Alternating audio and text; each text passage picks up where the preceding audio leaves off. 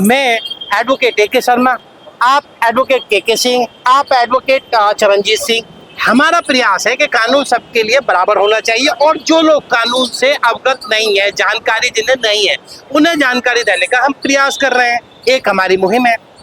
हम न्याय सेवा दल से ये संदेश देना चाहते हैं, यदि आप लिंग के आधार पर बने हुए कानून के दुरुपयोग से पीड़ित पुरुष हैं या फिर आप घरेलू हिंसा से पीड़ित पुरुष हैं, तो आप न्याय सेवा दल से निःशुल्क कानूनी जानकारी ले सकते हैं, जो पूरी तरह से निःशुल्क है।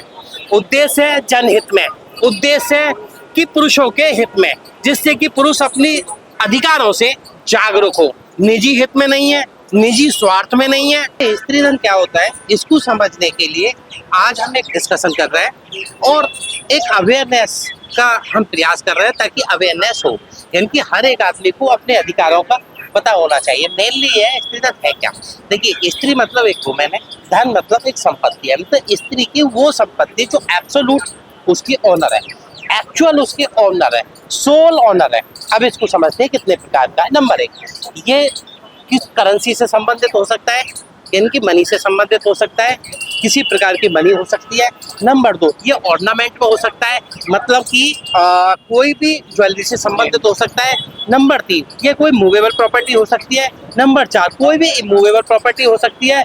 नंबर पाँच, ये कोई भी किसी प्रकार का गिफ्ट हो सकता है, ऑफ मैरिज या बिफोर मैरिज या आफ्टर मैरिज। और नंबर सिक्स में आता है सेल्फ मेड प्रॉपर्टी, यानी कि मैंने बताया, इस कैटेगरी में आने वाली और उसके पोजेशन में रहने वाली संपत्ति को स्त्रीधन में कवर किया गया है और स्त्रीधन में बताया गया है। अब आ जाते हैं लॉ में। लॉ में किस लॉ में ये एक्सप्लेन किया गया है?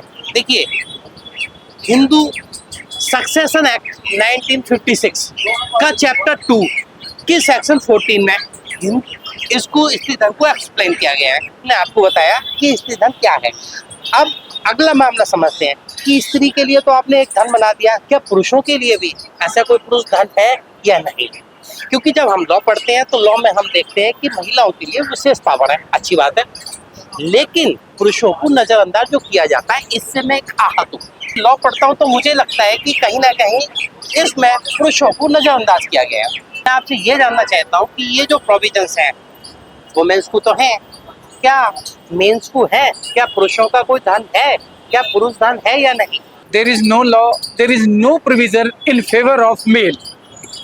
पुरुषों के पास ऐसा कोई अधिकार या कोई ऐसा कानून नहीं है जिसे ये कहा जा सके कि ये पुरुष धन है। देखो जी, सारी जिंदगी मेहनत करता है पुरुष, धन कमाता है, लेकिन फिर भी उसका अधिकार नहीं होता। आपने ये वर्ड सुना होगा कि पुरुष धन, स्त्री धन तो है, कानून में ही ये डिस्क्रिमिनेशन है ना, पुरुषों की फेवर में कोई कानून बना है।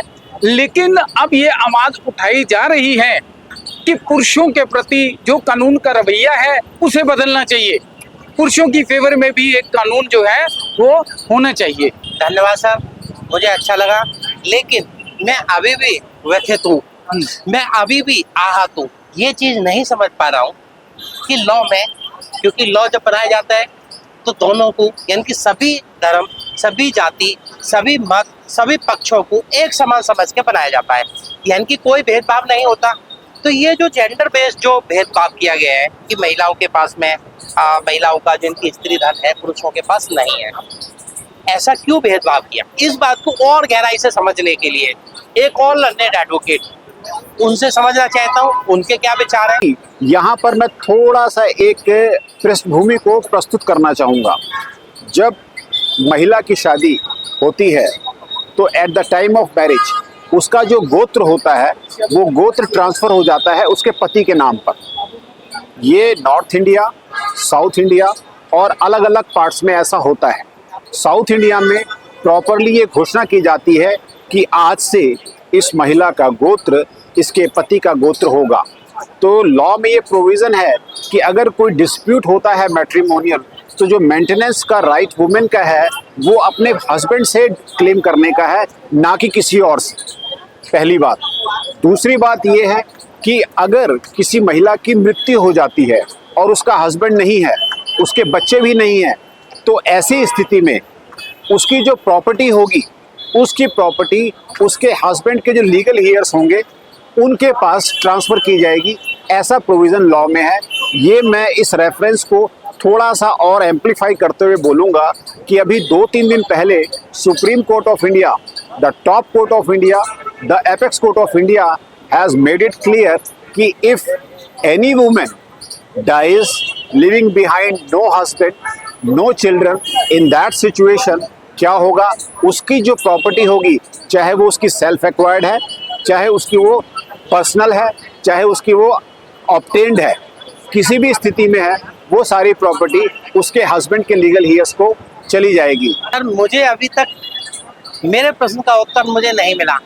मेरा ये जानना था आपसे कि जैसे महिलाओं के पास में स्त्री धन होता है, स्त्री के पास एक स्त्री धन होता है, क्या ऐसा पुरुष के पास कोई पुरुष धन होता है या नहीं?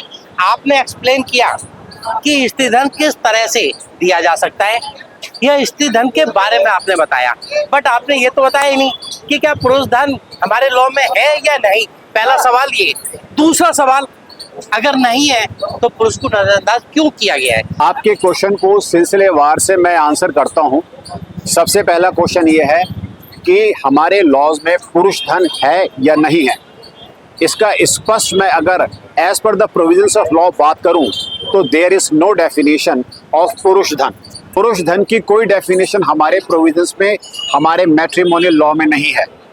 दूसरा आपने प्रश्न किया कि ऐसा क्यों नहीं है, उसके लिए भी मैं आपको अगर इलैबोरेट थोड़ा सा कट शॉर्ट में बोलूं तो हमारे देश में, हमारे समाज में महिलाओं के प्रति अगर हम पूर्व काल में देखें तो उनके साथ जो उत्पीड़न की घटनाएं थी अर्बन स्टेट्स में, रूरल स्टेट्स में बहुत अधिक हुआ करती थी। उनके राइट को प्रोटेक्ट करने के लिए, एक्स्ट्रा ऑर्डिनरी प्रोटेक्शन देने के लिए स्त्री धन की व्यवस्था, व्याख्या दी गई है।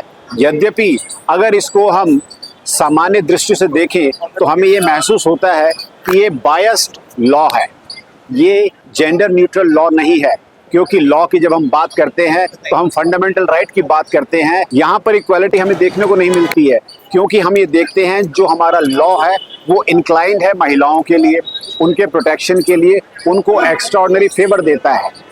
पुरुषों के लिए इस तरीके का कोई प्रोटेक्शन या कोई भी फेवर लॉ में नहीं दिया गया है। ये चीज को समझने के लिए और आपको समझाने के लिए, एक हेल्दी डिस्कशन करने के लिए हमने ये वीडियो बनाई थी। हमारा उद्देश्य है कि कानून सभी के लिए बराबर होना चाहिए, जिसमें जाति, धर्म, भाषा, क्षेत्र या जन्म स्थान या लिंग के आधार पर भी भेदभाव नहीं होना चाहिए। धन्यवाद।